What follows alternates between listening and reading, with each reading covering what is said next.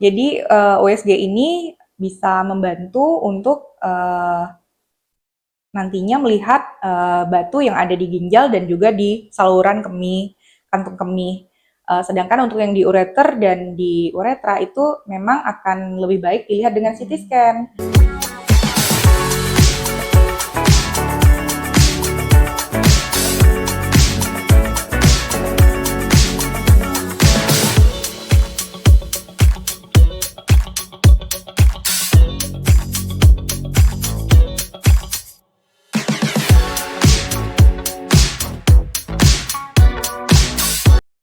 Halo sahabat Rumah Sakit Santai Elizabeth Medan, kembali lagi dengan saya di sini lagi dalam podcast obrolan santai seputar kesehatan Rumah Sakit Santai Elizabeth Medan. Nah teman-teman, kali ini saya kembali lagi untuk mengulas lebih dalam lagi mengenai radiologi. Di sini saya ada menggandeng salah satu dokter yang baru bergabung dengan kita. Ada Dokter Nurmilia Afriyani, spesialis radiologi. Selamat pagi dokter. Selamat pagi. Iya, apa kabar dokter? Alhamdulillah baik. Puji Tuhan. Iya. Mungkin bisa disapa Iya. teman-teman kita di luar sana dokter. Silakan dokter. Ya, halo sahabat Rumah Sakit Santai Elizabeth, salam kenal. Saya Dr. Nurmilia Afriliani, spesialis radiologi, tapi saya biasa dipanggil Dr. Nomi. Dokter Nomi, seperti yang sebelum saya sampaikan tadi dokter, saya sempat kilaf untuk nama dokternya. Ternyata nama panggilan dokter kita di sini Dokter Nomi gitu ya di Rumah Sakit Elizabeth. Kalau bisa tahu dokter sebelumnya kerja di mana dokter? Saya sebelum ini di Rumah Sakit Mitra Sejati juga, baru bergabung juga karena saya sebenarnya baru lulus di bulan Januari kemarin.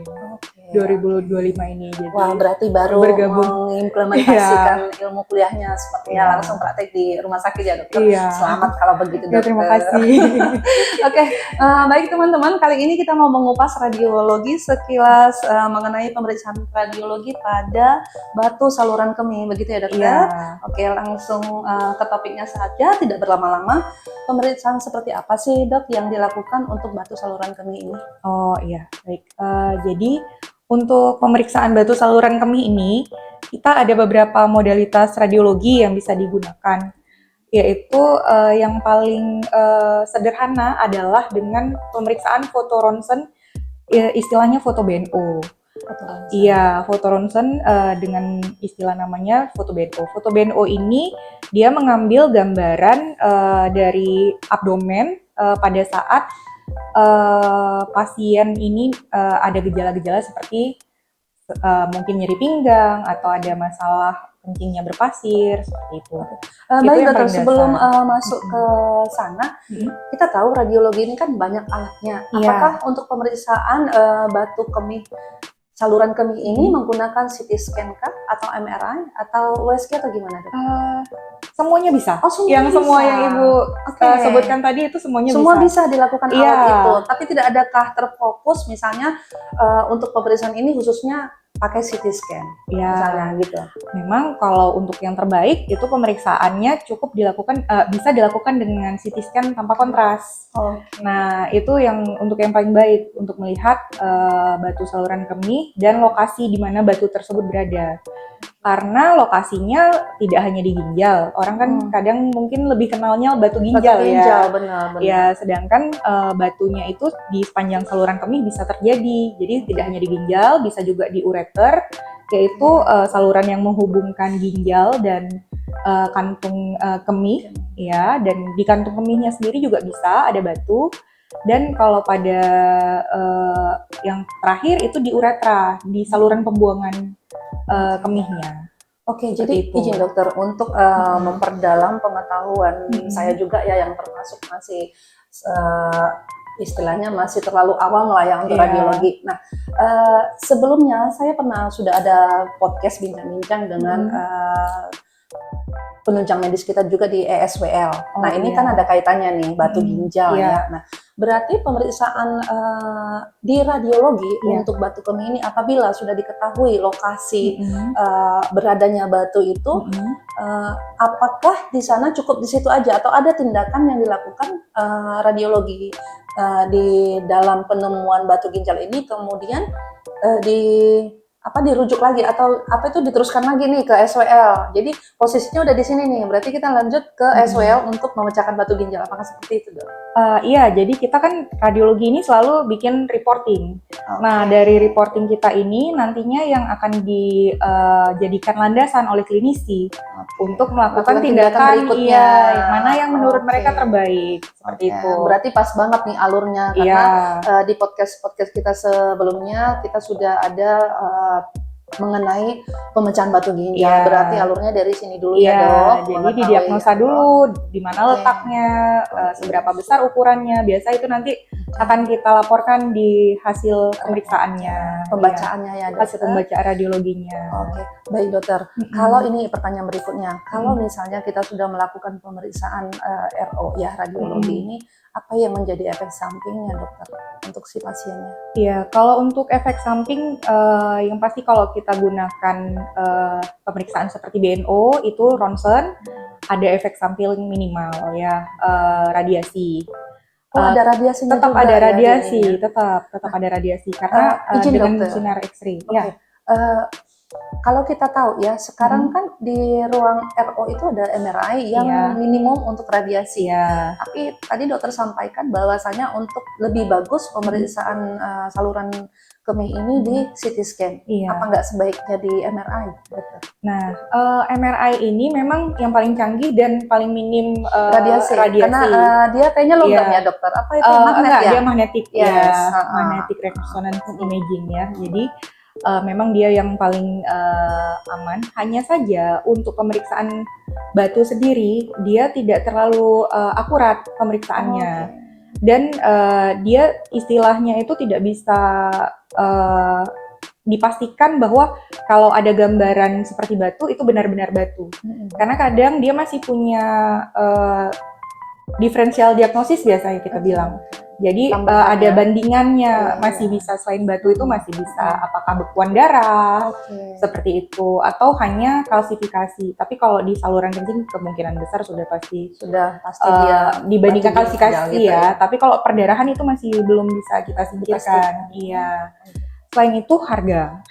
Harganya kan kalau MRI ini mahal ya bisa dibilang. Jadi bukan pilihan yang kita sangat anjurkan. Nah, kemudian waktunya juga agak lama pemeriksaannya. Jadi dia tidak secepat CT scan. Kalau CT scan, pasien dipersiapkan, ditaruh di ranjang pemeriksaan itu, masuk ke dalam mesin, hanya beberapa detik, selesai. Gitu. Iya, sedangkan kalau MRI ini pemeriksaannya membutuhkan waktu yang lama karena MRI ini karena dia sistemnya berbeda dengan CT scan, dia tidak menggunakan sinar X-ray sebagai ininya, dia membutuhkan beberapa pengambilan gambar. Jadi tidak satu pengambilan gambar dan masing-masing pengambilan gambar ini biasanya membutuhkan waktu beberapa menit. Sehingga waktunya jadi lebih lama. panjang. Iya. Jadi bisa sampai setengah jam, 45 menit, bahkan 1 jam tergantung kasusnya. Baik dokter, ini mengenai persiapannya dokter. Karena sempat dokter sampaikan persiapannya, jadi saya terpikir apa yang dilakukan si pasien sebelum kita melakukan pemeriksaan ini. Apakah dia harus puasa dulu sama seperti kita pemeriksaan di laboratorium ya. Biasanya kalau di laboratorium ini untuk lebih akurat, mulai dari jam sekian kita harus sudah puasa. Apakah begitu juga di pemeriksaan RO ini dok? Iya, kalau untuk pemeriksaan yang ronsen itu memang baiknya puasa. Dengan persiapan puasa dikarenakan nantinya ditakutkan bisa gambarannya itu tumpang tindih dengan gambaran usus. Nah, kalau tumpang tindih dengan gambaran usus tentu saja adanya penutupan ya, seperti kayak tidak terlihat gitu. Dengan adanya kotoran-kotoran yang masuk di usus itu, kadang gambarannya bisa menyerupai seperti gambaran batu. Padahal dia bukan batu, hanya kotoran yang di usus. Di usus ya dokter. Iya, jadi itu yang bisa membuat kesalahan pembacaan.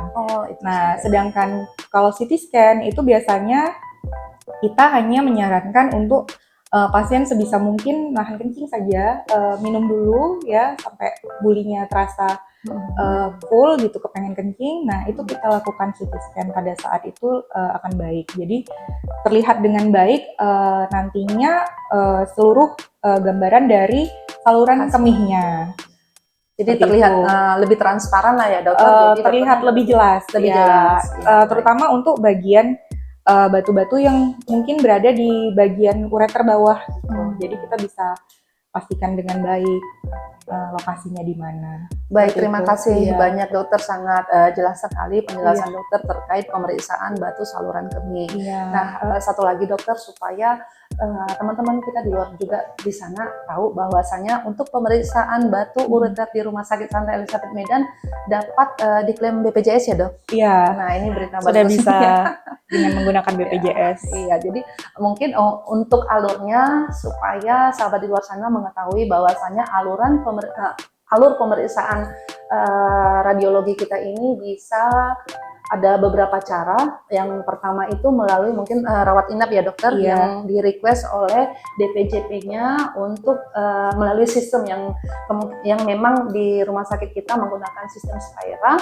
Kemudian petugas di RO akan melihat ya dokter, ada requestan dari ruangan, kemudian melakukan tindakan gitu ya dokter. Akan didaftarkan untuk persiapan. Ya itu untuk rawat inap ya dok. Nah kalau untuk rawat jalan itu bisa melalui ada 2 tahap. Yang pertama melalui walk-in. Walk-in ini berarti biasanya pasien umum.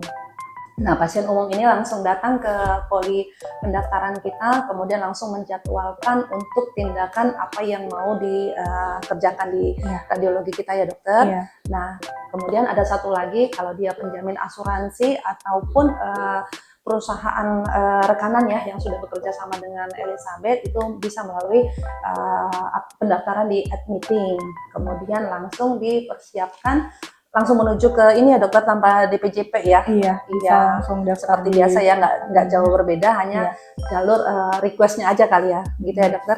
Oke baik dokter, sangat singkat tapi padat dan jelas terkait dari saya bilang ini SOP ya, ataupun tahap-tahap untuk pemeriksaan yang khususnya yang kita ambil topik di batu saluran kemih. Oke, terima kasih banyak sekali Dokter Nurmilia untuk bincang-bincang kita yang padat, singkat, dan jelas. Oke, untuk statement close mungkin ada beberapa yang dokter perlu sampaikan ke teman-teman kita di luar sana, dok. Silakan dok. Oh iya, jadi ada beberapa tambahan dari saya mungkin kalian ya.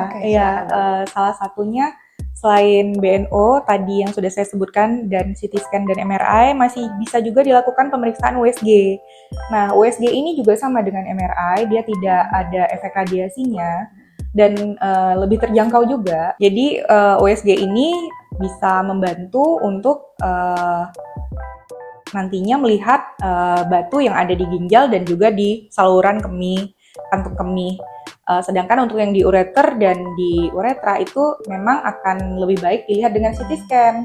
Nah, untuk itu saya mengajak teman-teman untuk tidak takut dilakukan pemeriksaan CT scan untuk pemeriksaan batu di saluran kemih ini, dikarenakan walaupun memang dia ada efek radiasi, namun efeknya itu kecil, dan jika memang sangat diperlukan, ini memang manfaatnya lebih besar dibandingkan dengan efek yang mungkin saja tidak akan terjadi. Seperti itu. Oke, terima kasih banyak sekali dokter untuk pertemuan dan waktu yang singkat, padat, dan jelas hari ini.